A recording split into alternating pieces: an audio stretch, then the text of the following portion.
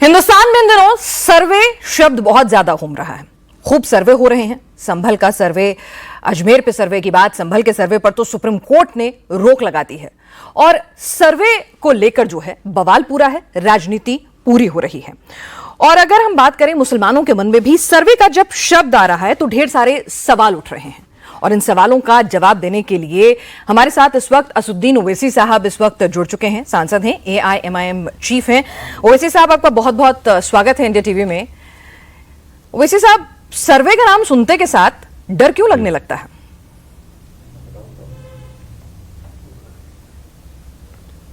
नहीं, डर नहीं लगता है, खौफ होता है कि इससे नुकसान होगा देश के सोशल कोहिजन को, इससे नुकसान होगा देश की सोशल फैब्रिक को, देश के का लॉ एंड ऑर्डर के मसले पैदा होंगे।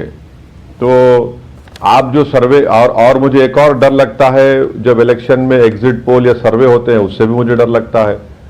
तो इस तरह के जो सर्वे हो रहे हैं आज, ये तो 91 के प्लेस ऑफ वर्शिप एक्ट के खिलाफ है। और जब 15 अगस्त 47 को हमने पार्लियामेंट में कह दिया कि किसी भी समुदाय का कोई भी मजहबी जगह हो उसको डिस्टर्ब नहीं किया जाएगा, जबकि हमने ये भी कह दिया कि बाबरी मस्जिद, राम मंदिर को छोड़कर अगर कोई केस भी चल रहा होगा तो एबेट हो जाएंगे। अब अगर कोई ये सर्वे की कोई कराने की बात कर रहा है तो मैडम ये तो कोई एकेडमिक एक्सरसाइज तो नहीं है ना, इसका मकसद कुछ और ही है। और मकसद ये है कि देश में उथल पुथल हो, देश में बेचैनी पैदा हो जाए, हिंदू मुसलमानों में और खलीज बढ़ जाए और नफरत की राजनीति पर जो रूलिंग पार्टी है वो अपनी रोटी सेकते रहे। लेकिन ओवैसी साहब, फैसला कोर्ट देता है। आज जिस तरह से सुप्रीम कोर्ट ने रोक लगाई है संभल के सर्वे पर, तो कोर्ट पर आपको भरोसा है? आप एक अच्छे खुद बैरिस्टर हैं, कानून को जानते हैं, तो अदालत में केस लड़े जा सकते हैं। नहीं, आप सही कह रहे हैं, मगर आपसे मैं एक बात बता रहा हूं। अगर मैं इंडिया टीवी के खिलाफ एक केस डालता हूं, एक समझाने के लिए आपको और आपके दर्शकों को, मैं इंडिया टीवी के खिलाफ केस डालता हूं और ये कहता हूं कि उस जगह पर मस्जिद है आपके ऑफिस में और आपको पार्टी बनाता हूं, मगर बगैर आपको सुने कोर्ट कोई फैसला दे देता है और जहां कोर्ट से इंडिया टीवी का ऑफिस 45 किलोमीटर दूर है और 1 घंटे के अंदर मैं पुलिस को लाकर सर्वे करा लेता हूं, क्या इस तरह के कोर्ट के ऑर्डर को आप सही कहेंगे या गलत कहेंगे? जब तक मैं आपको नहीं सुनूंगा, आपने कोर्ट ने ऑर्डर दे दिया। अच्छा, और एक सुनिए, सर्वे उनका जो अगर आप प्रेयर पढ़ेंगे मैडम, उनका एफिडेविट जो कोर्ट में डाला गया है उसमें उन्होंने सर्वे की बात नहीं की। उन्होंने क्या कहा कि सेक्शन 18 के तहत हमको राइट टू एक्सेस मिले मस्जिद में। जब राइट टू एक्सेस चाहिए तो जज साहब ने सर्वे का ऑर्डर किस बुनियाद पर दिया बताइए? एक्सेस चाहिए तो जाइए, बैठिए मस्जिद में, कोई रोक रहा नहीं है आपको। मगर आपने एक्सेस का प्रेयर कहा कि राइट टू एक्सेस चाहिए और उसको जज साहब ने कह दिया सर्वे हो, और 1.5 घंटे के अंदर सर्वे हो गया रात में। और फिर यही तो बात आज हम सुप्रीम कोर्ट में कही गई थी। अच्छा, फिर और एक बात देखिए मैडम, जब सर्वे आपने 2-2 सर्वे कर दिए, दूसरा तो गलत था, अब आपने सुबह में कोर्ट में उसको दाखिल भी नहीं किया। फिर सुप्रीम कोर्ट का फैसला आता है कि जब तक इंतजामिया कमेटी के लोग इलाहाबाद हाई कोर्ट में जाकर उसकी सुनवाई नहीं होगी, उस वक्त तक आप रिपोर्ट को सील कवर में रखेंगे। ये इसीलिए तो हम कह रहे हैं ना कि जब 91 का कानून हम बना दिए कि राम मंदिर, बाबरी मस्जिद को छोड़कर हर किसी के ऊपर हमने कहा ये सील है, क्योंकि उसका अगर आप उस बिल का स्टेटमेंट ऑब्जेक्ट्स पढ़ेंगे, अगर आप राम मंदिर के जजमेंट में सुप्रीम कोर्ट के जजेस का जजमेंट पढ़ेंगे, नॉन रेट्रोगेशन का लफ्ज इस्तेमाल हुआ। हम जो तारीख में हुआ उसको सही नहीं कर पाएंगे, देश के अमन को मजबूत करना है, इस तरह की बातें हुई हैं जी। तो ये सर्वे को एकेडमिक एक्सरसाइज नहीं है, ये सर्वे के नाम पर दंगा, ये सर्वे के नाम पर और आप खलीज बढ़ाना चाह रहे हैं पूरे देश में। ओवैसी साहब, आपकी रिसर्च, आपके कानून के ज्ञान को सभी लोग जानते हैं, मानते हैं कि तर्कों में अगर बात की जाए तो आपके पास बेहतरीन तर्क मौजूद होते हैं, अच्छी रिसर्च मौजूद होती है। और मैं पत्रकार हूं, आप तो कानून के जानकार भी हैं, बैरिस्टर भी हैं, तो प्लेसेस ऑफ वर्शिप एक्ट का आप हवाला दे रहे हैं। आई एम श्योर आप उसके क्लॉजेस सब क्लॉजेस मुझसे बेहतर जानते समझते होंगे बतौर बैरिस्टर। तो अगर किसी के मन में कोई शंका है, कोई क्वेश्चन है, उसकी मंशा जो भी हो वो जाने, अगर वो लेके अदालत के पास जा रहा है तो जाने दीजिए। अगर आप जो कह रहे हैं कानून में सब तमाम प्रावधान है तो उसकी जो अपील है वो वहीं के वहीं खारिज हो जाएगी। अगर एक कोर्ट गलत फैसला भी सुनाएगा तो हाई कोर्ट जाएगा, हाई कोर्ट जाएगा तो सुप्रीम कोर्ट जाएगा। अंत में फैसला तो कानून के हिसाब से ही होगा ना। देश के कानून पे तो आपको भरोसा है ना? देखिए, देश के कानून पर, संविधान पर भरोसा है तो इसीलिए तो असदुद्दीन ओवैसी बार बार प्लेसेस ऑफ वर्शिप एक्ट के बारे में कह रहा है। इसीलिए भरोसा है तो मैं article 25, article 26, article 29, right to equality 14 का हवाला देते रहता हूं। मगर आप ये बताइए कि ये जो संभल में हुआ, जिसकी मैंने मिसाल अभी आपको दी, हुआ क्या? 5 मासूम लोगों की जान चले गई और पूरे के पूरे गरीब परिवार के डेली वेज के लेबर हैं। ओवैसी साहब, उसमें तो एक और एंगल भी जांच में निकल कर आ रहा है ना सर्वे से अलहदा। ये आप भी जानते हैं ना, विधायक और सांसद के बीच में पठान वर्सेस क्या कुछ मामला था, उसमें तो एक और थ्योरी भी निकल कर आ रही है ना। उसको सिर्फ सर्वे से ब्लेम कर दें, क्या ये सही होगा? नहीं है मैडम, आप बिल्कुल नहीं है। कोई झगड़ा नहीं है वहां पठान और तुर्क में। जहां पर मस्जिद का मामला आ जाता है सब असबियत खत्म हो जाती है। सियासत के लिए कुछ हो सकता है, मगर जहां पर अल्लाह के घर की बात आती है वहां पर सब खत्म हो जाते हैं। यह गैर जरूरी के झूठा प्रोपेगेंडा योगी सरकार कर रही है अपनी गलतियों और कमजोरियों को, और जिनके जरिए मर्डर हुआ है उनको बचाने के लिए कर रहे हैं। देखिए, वो जांच का विषय है, उसमें जांच के अलग अलग एंगल निकल कर आ रहे हैं। ओवैसी साहब, मैं फिर से सर्वे की बात पर एक बार लौटती हूं, ठीक है? उसमें आपका एक ओपिनियन है। एक मिनट नहीं मैडम, मेरी बात सुन लीजिए। जांच का विषय यह होगा कि तुर्क और पठान में झगड़ा चल रहा था क्या? आप बताइए। ये तो विषय नहीं है। जांच का विषय यह होना चाहिए कि 45 किलोमीटर दूर है कोर्ट और वो मस्जिद, जामा मस्जिद संभल की। रात में आपने सर्वे करा दिया, फिर आपने दूसरा सर्वे करवा दिया। आखिर ऐसा क्या आसमान गिर रहा था? ओवैसी साहब, आज सुप्रीम कोर्ट ने रोक भी लगाई ना। सुप्रीम कोर्ट ने रोक भी लगाई। देश में कानून है ना, कानून पर आपको भरोसा है, संविधान पर, न्यायपालिका पर आपको भरोसा है। सुप्रीम नहीं, आप सुप्रीम कोर्ट ने दोपहर में करीब 12:30 और 1 बजे के दरमियान में रोक लगाई। बिल्कुल। इनको तो सुबह में रिपोर्ट दाखिल करना था ना।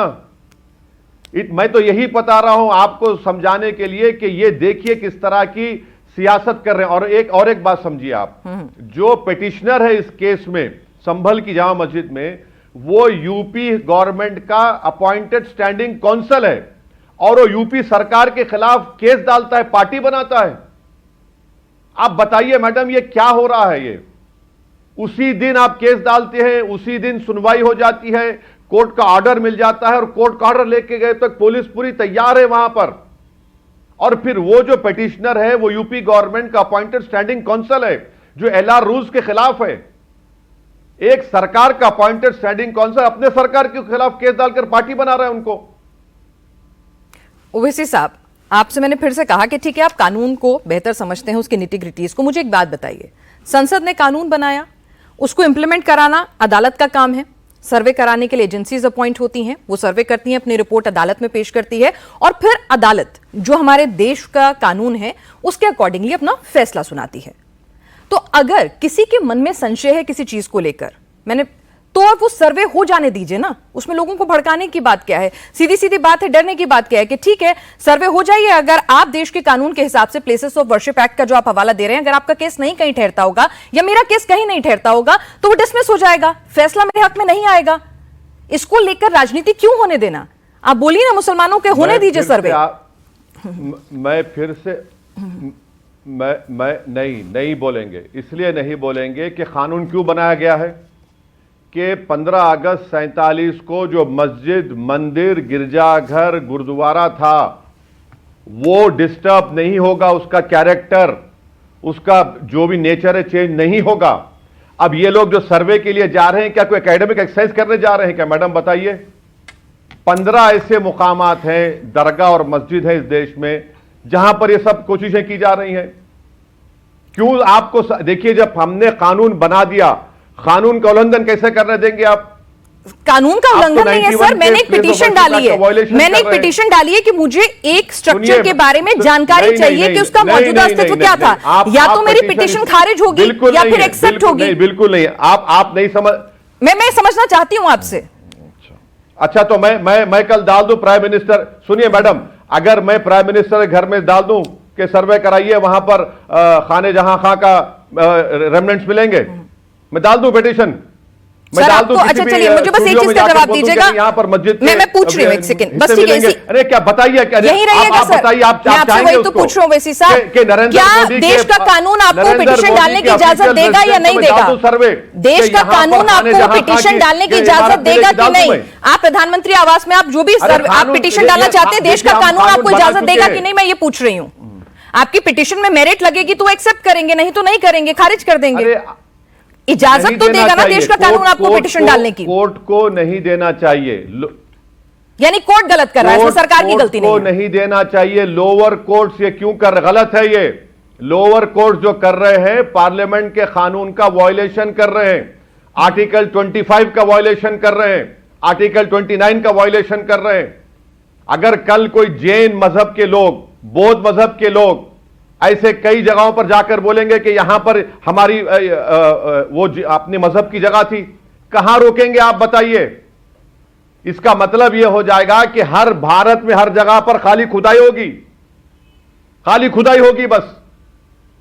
सर अगर कोर्ट को उचित लगेगा, उनके दावे में अगर उन्हें कुछ मीट नजर आएगा, कुछ वैलिड पॉइंट नजर आएंगे तभी होगी, नहीं तो कितनी पिटीशन खारिज भी होती हैं, कितनी पिटीशन जो है वो अपर कोर्ट में जाके खारिज हो जाती हैं, फैसले पलटे भी जाते हैं, मुझसे बेहतर आप जानते हैं।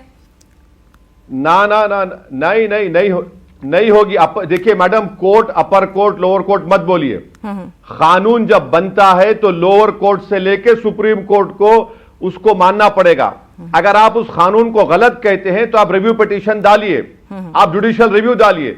और यह मौजूदा सरकार नरेंद्र मोदी की, इसका केस पड़ चुका है, उस पर जवाब दाखिल नहीं करती, मगर कानून तो है ना। तो मैंने, पार्लियामेंट ने कानून बनाया, मेरा काम कानून बनाना है। अगर मैं कानून गलत बनाता हूं तो कोर्ट को जाए, मगर कानून है वो।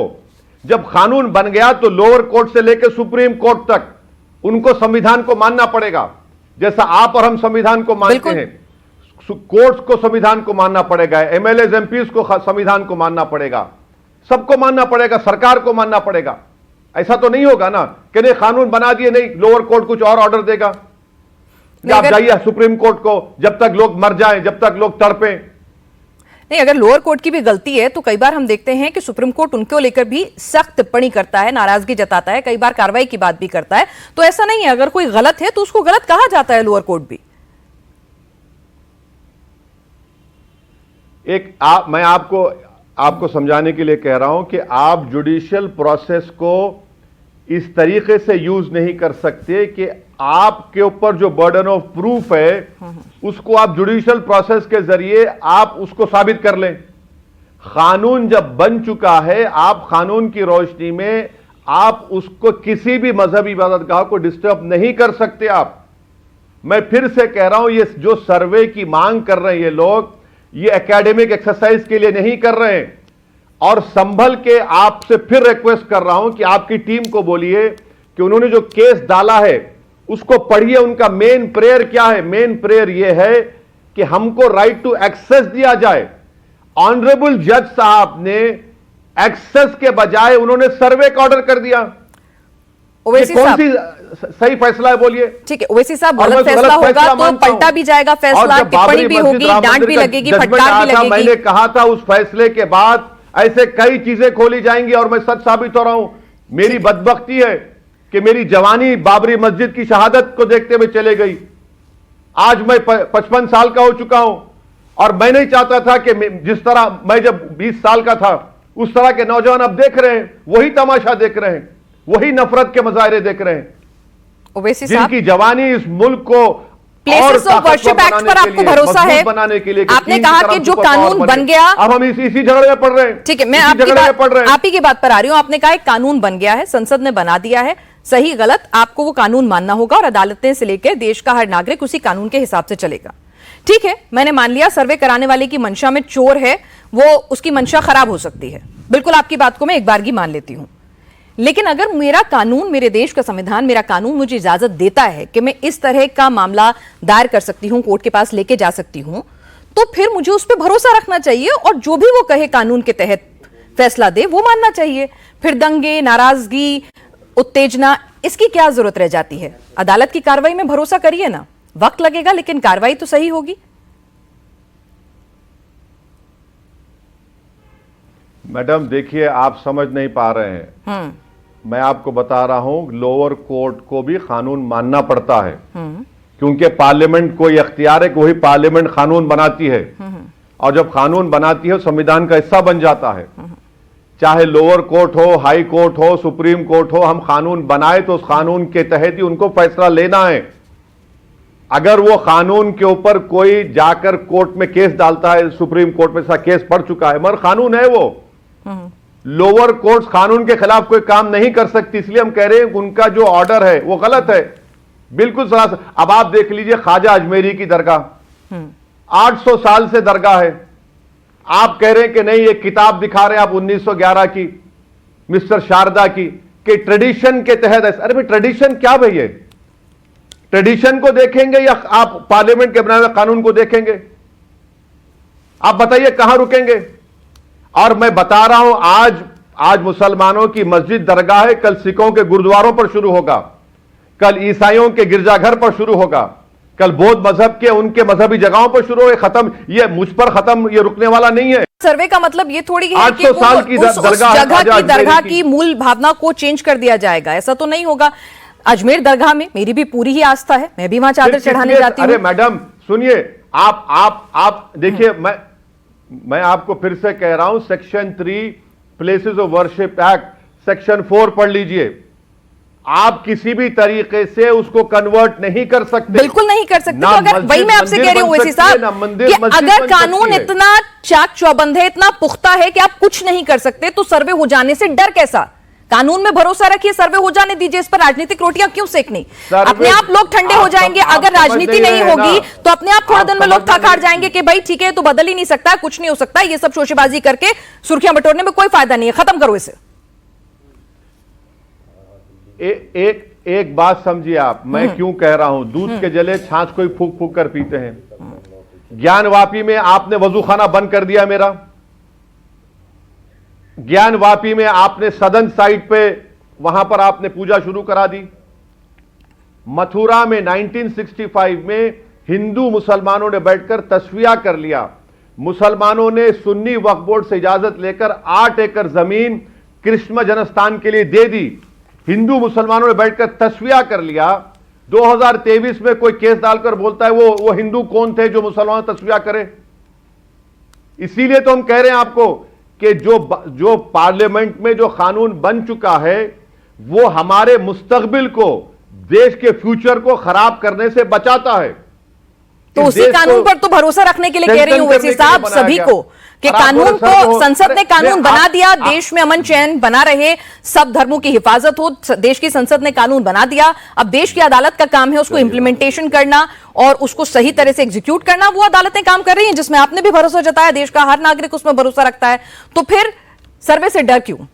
बहरहाल अगला सवाल मैं आपकी तरफ अब रुख करती हूं। ये बताइए कि अगर आप एक मिनट सुन लीजिए, एक मिनट सुन लीजिए। मैं कल ऑर्डर लेकर आऊंगा रजत शर्मा के खिलाफ। अरे आप हमारे चैनल और हमारे रजत जी के पीछे आप कोई दूसरा एग्जांपल दे लीजिए। आप बताइए फिर। अरे चलिए बोलिए। अरे क्यों आपको तकलीफ क्यों हो रही? नहीं कोई तकलीफ नहीं हो रही है, चलिए आप बोलिए, एग्जांपल भी ले लीजिए। ठीक है, आपको तो रजत शर्मा का नाम तकलीफ क्यों हो रही है? आपको नहीं आप कहना चाहिए लाइए, सर्वे होने दीजिए, बोलिए आप। सर अगर अदालत फैसला देगी तो मैं या कोई भी क्यों रोकेगा? हम देश के नागरिक हैं, सम्मान तरीके से मानेंगे उस बात को। क्या बात है मैडम, ये देखिए, यही तो हम कह रहे हैं कि आप पे बात आई तो हाँ कैसे होगा? नहीं और जो 800 साल से दरगाह है, सर 500 साल से मस्जिद अगर आप कोई केस इंडिया टीवी के खिलाफ या हमारे खिलाफ डालेंगे और आप जीतेंगे तो मुझे मानना पड़ेगा, ऑप्शन ही नहीं होगी मेरे पास। इंडिया टीवी सुनिए, अगर इंडिया टीवी के, देखिए मैं आपको देखिए 1 मिनट में आपका आपका आपका आपका माहौल बदल गया। नहीं, मैंने कहा हमारे पास ऑप्शन नहीं होगी अगर आप केस जीतेंगे। के लिए भी अच्छा होना चाहिए ना। अरे आपका इतना, आप तो परेशान हो गए अभी इतना बोलने पर।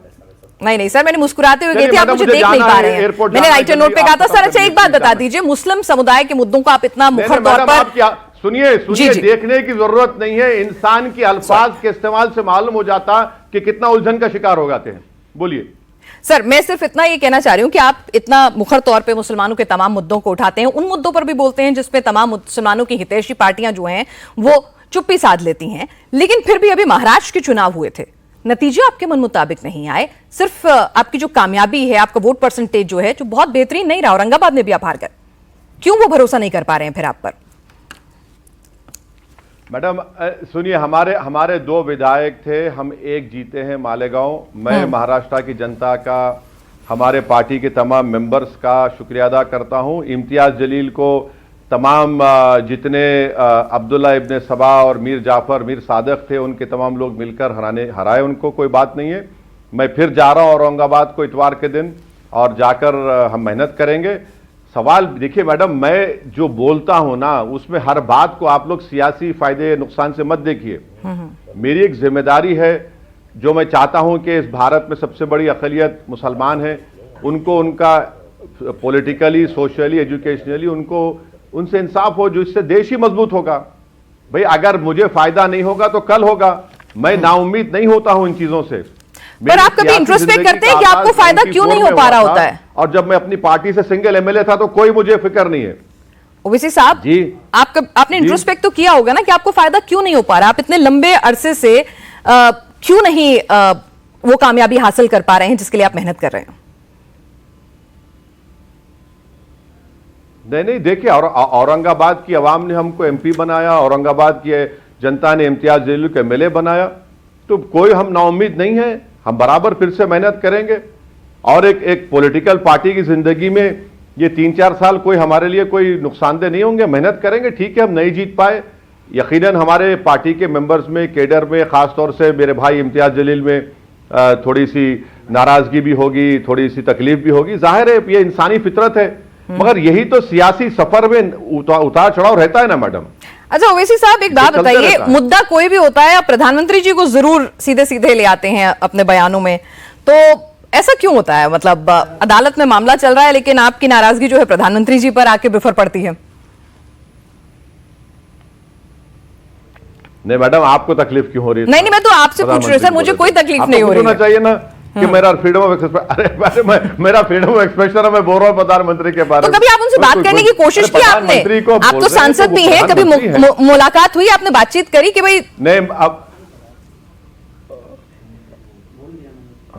कभी इंडिया टीवी के फंक्शन में आएंगे तो बुला लीजिए, चाय पी लेंगे साथ में बैठ के आपके सामने, आपके बॉस के सामने। अभी तो नहीं हुई मैडम, अभी नहीं हुई, मुलाकात नहीं हो पाती है, बात नहीं हो पाती। दीजिए, मुझे जाना है एयरपोर्ट के लिए। चलिए ठीक है ओवैसी साहब, आपने समय निकाला हमसे बातचीत करने के लिए। नहीं, हमारे देश के प्रधानमंत्री है ना। हाँ, बोलिए। Thank you.